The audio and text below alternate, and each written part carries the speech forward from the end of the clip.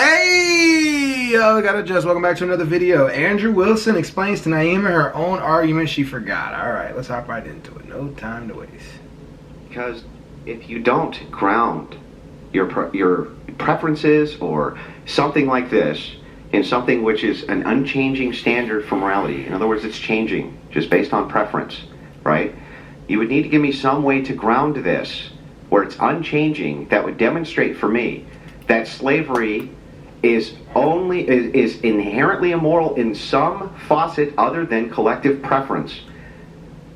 But even when we existed in a society that collectively endorsed slavery, it was still immoral. Do you not believe that? Like, do you not believe? Are you seriously justifying slavery? I'm asking you what made it immoral. The concepts of good and bad. Do you not believe that there is any inherent definition of good and bad? Is it just based on personal preference? I think that from your view it would be, yes. No, I think that from your view it would be. Then ground it outside of preference. Go ahead. Fine. Will you pull up the definition of freaking morality? Since we're only going to argue on descriptors today because Andrew's afraid to give an opinion. We can't get past the descriptors because you won't give me anything coherent. Andrew, why don't you, agree that there is a very basic, there is an inherent goodness and badness? Do you not believe that? On a base level. There are some things that are You can't justify that from your view. And if you can't justify it from your view, I don't need to accept the definition of good or bad, so justify it first. All right, I believe that if something is good when it perpetuates, I believe something is bad when it perpetuates and proliferates human suffering. That's a preference. Wait, I'm confused. Isn't that a justification? You said you can't justify it based on your worldview. Based on her worldview, she thinks something. She does not believe She thinks something that is bad is something that's happening negatively to you. How is that not a justification? How is that only a preference? How is that not? Maybe I'm confused. How is that not a justification if she believes that something is bad when it affects everybody? She's looking at overall what's going on. I guess I'm trying to understand this point. I guess the justification is you're justifying it based on what you see. I guess that's what he's trying to say. You're justifying it based on what you see and not necessarily a fact of reality. But that is a fact of reality, what you see. Oh God, dude. This philosophical argument is actually funny because it's actually, if you really think about it, neither one of them are making stupid points. They're both making actually very philosophically debated concepts. They are, if you really look into it.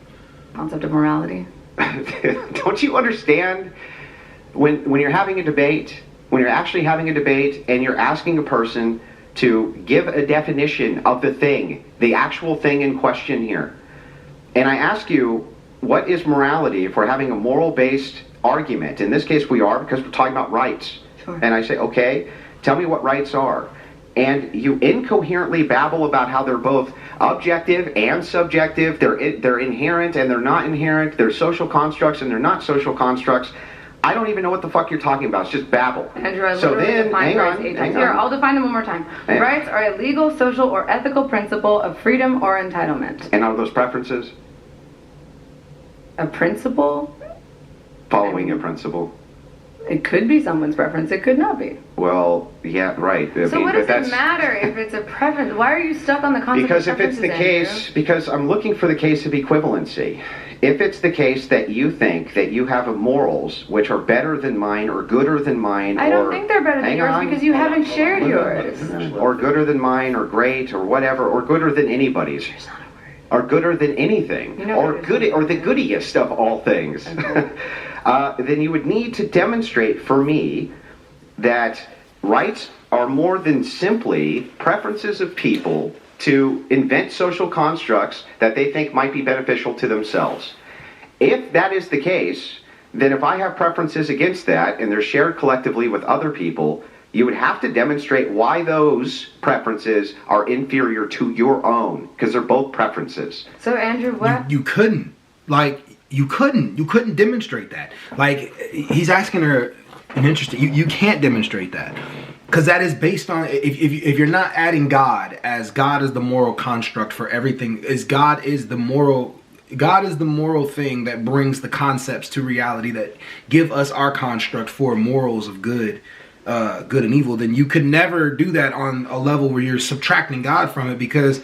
Based on Sam Harris's view of it, and not just Sam Harris, but many of other people, well, mostly Sam Harris, but if the collective agrees then it's something that we consider good or bad. Yeah. So if you find another collective that disagrees and is big enough to outdo the first collective, then technically there's nothing that she could really do to justify. I don't know. She really couldn't do anything against that or with that. How do you define morality? Like, how do you define morality?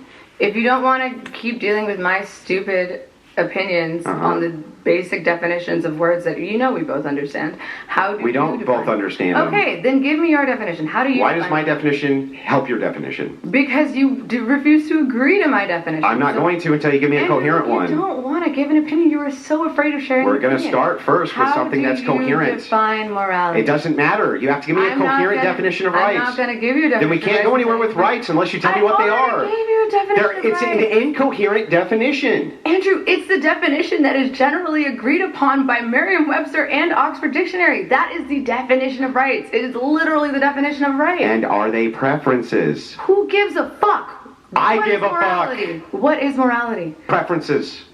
You think that morality is solely based on personal preference? Yes. So something is morally good if you want to do it? Yes. That's what you believe? Yes. What else could it be? So if you wanted to punch Brian in the face, you really, really wanted to just punch Brian in the face. Yeah. Sorry to use you in this one. Yeah. But if you really wanted to, you believe that that would be a morally justified act? For me, yes.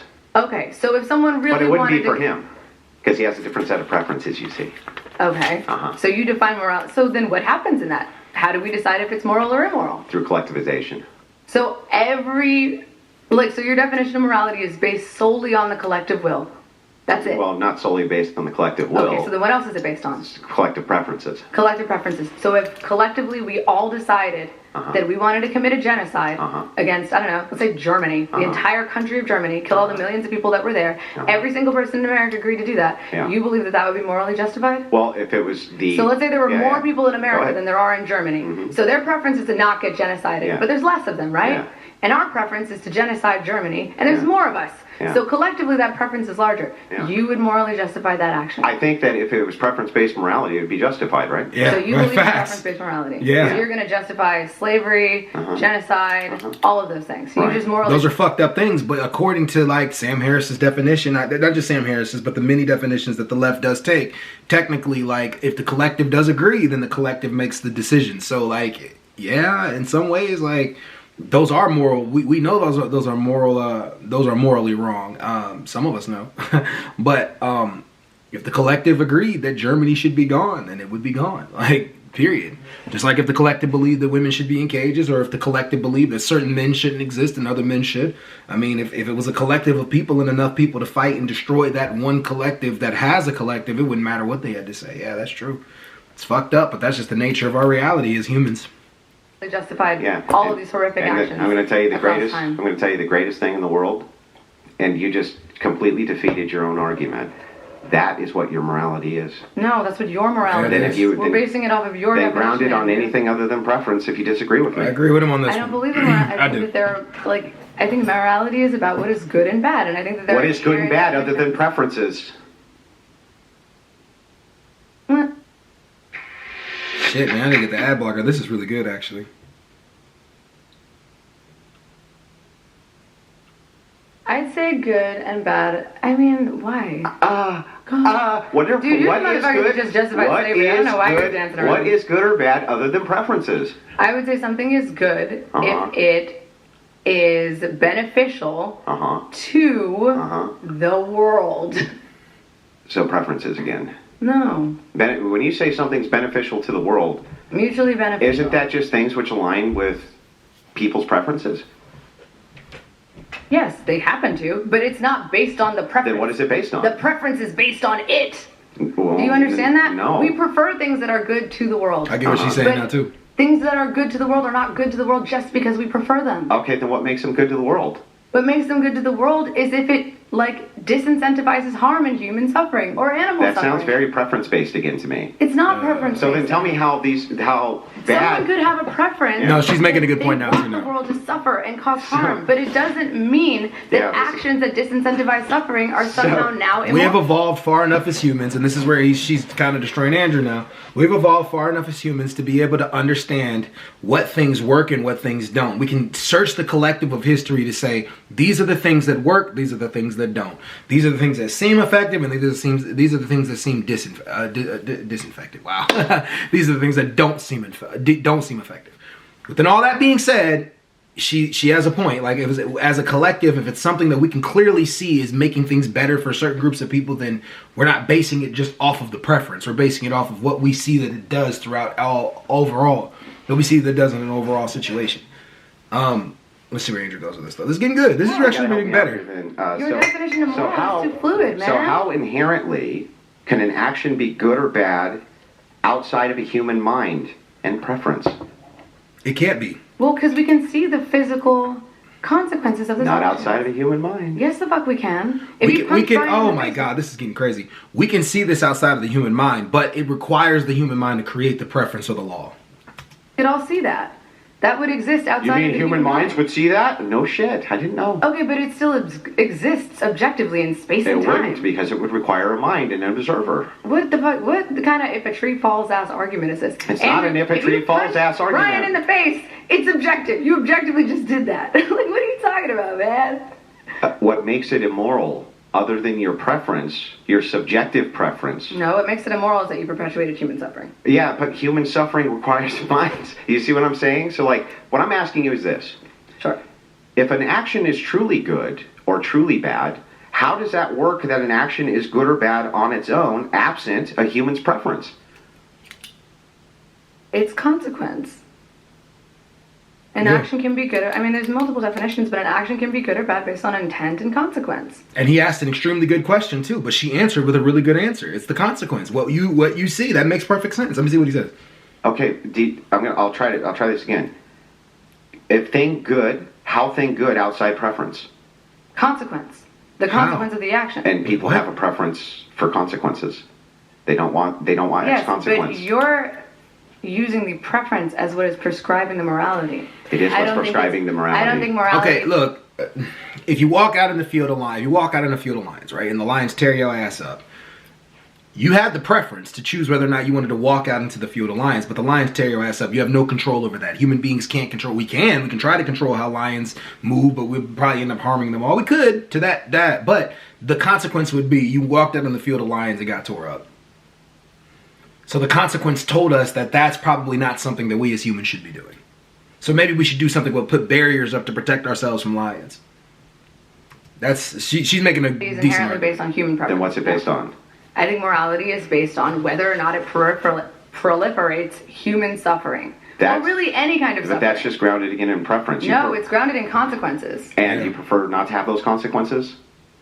The consequence of human suffering? Yeah. Then that would be preference-based morality. It's not preference-based morality. It is because preference-based my morality. preference doesn't influence its morality. It's the only thing. Even if I had the preference. Okay, then what other than human preference would influence morality? Consequence and intent. I just said it. That's all you saying preference. No, but the preference is based on the consequence. Oh, yeah, okay, so wait, let me get this right. But the morality of an action is not based on my preference towards the consequence. Okay, so imagine... The morality of an action is based on the objective consequence. So imagine you have 20 people, and they all, like, I don't know, they beat a kid to death, right? Sure. And there's just you. Mm-hmm. There's just you who sees this, and you're the 21st person, right? It's only 21 of you on planet Earth. Okay. You see these 20 kids, and they beat a kid to death. Yes. Okay? Did all of them do something wrong? Yes. Okay. If you didn't exist, what would make that action wrong? It would make that action wrong because it proliferated human suffering. The consequence was the death of a child, which I believe is inherently morally wrong. You have denied that child the right to life. You have infringed upon its rights. So when I asked you... that is the consequence of the action. Whether or not they agree with that... So if you're not... All right, y'all. I'm going to... cut this a little short because I'm gonna make 2 videos on this. But that was a really good conversation, man. Y'all hop in the comments and tell me what y'all think. I think they both were making really good points. Neither one of them was making stupid points.